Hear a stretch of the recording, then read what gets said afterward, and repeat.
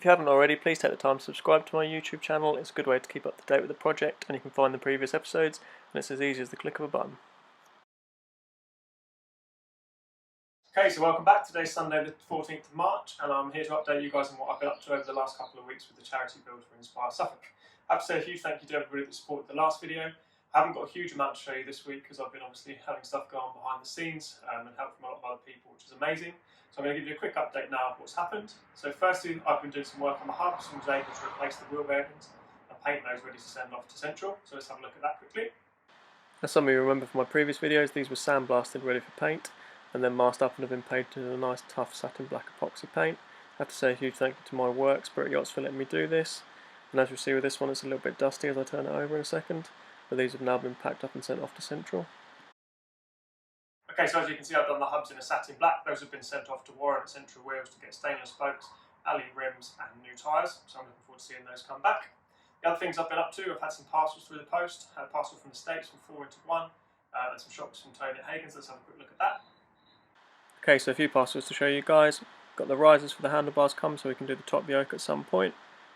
Brake hoses for the twin disc conversion.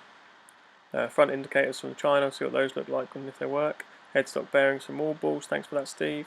And then from 4 into 1 we've got new gas cap. The head bolts.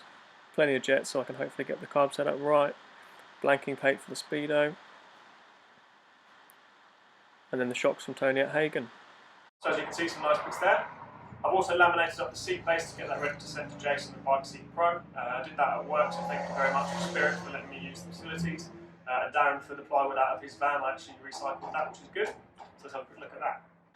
So here's where bike building meets boat building. I'm going to be laminating the seat base out of 3 pieces of ply and using epoxy to hold it all together. Simply clamp it all in place and leave that to set, and that will take the shape for the frame. Then I can trim that back and get that ready to go with some fixing so it holds down, get some foam on it, and then we'll get that sent off to be covered. So still a little bit of work to get done on that, but I'll get that sorted out this week. I was also able to get the parts back from Michael at Suffolk Vapor Blast. He's done an amazing job on getting the engine parts looking like brand new. A couple of bits that were corroded which we'll have to work around. I might have to find another alternator cover, but let's have a quick look at those.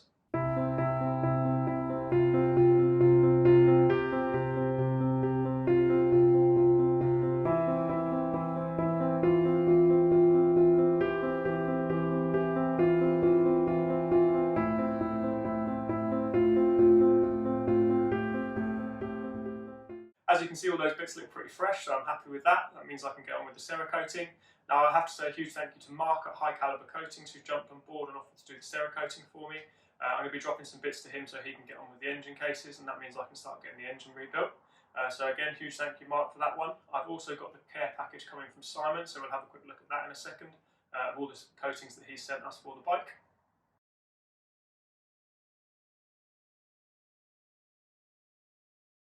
So all the stuff there from Simon at Cerakote, thank you very much for that. That's going to help make the engine casings and the exhaust look amazing for the bike. I've also been able to get the exhaust ordered for the bike. Thank you to Chris at Dalkovich for offering me a discount on that, and Katie's donation paid for most of the exhaust. So let's have a quick look at the exhaust system.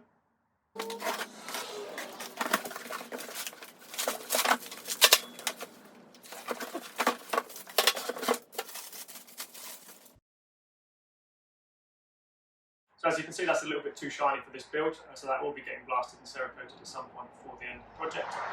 The other thing is we are still held up on the head gasket, so I'm going to explain a little bit more about why that holds us up.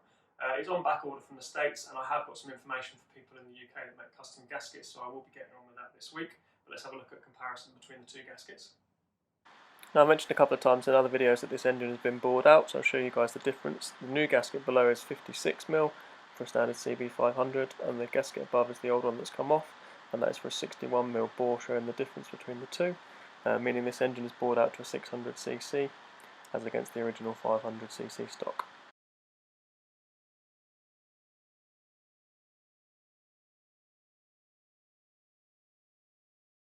It's also been a busy week behind the scenes for me. I do have to do a lot of emails and phone calls, etc., to try and track down the parts for this bike and get people involved.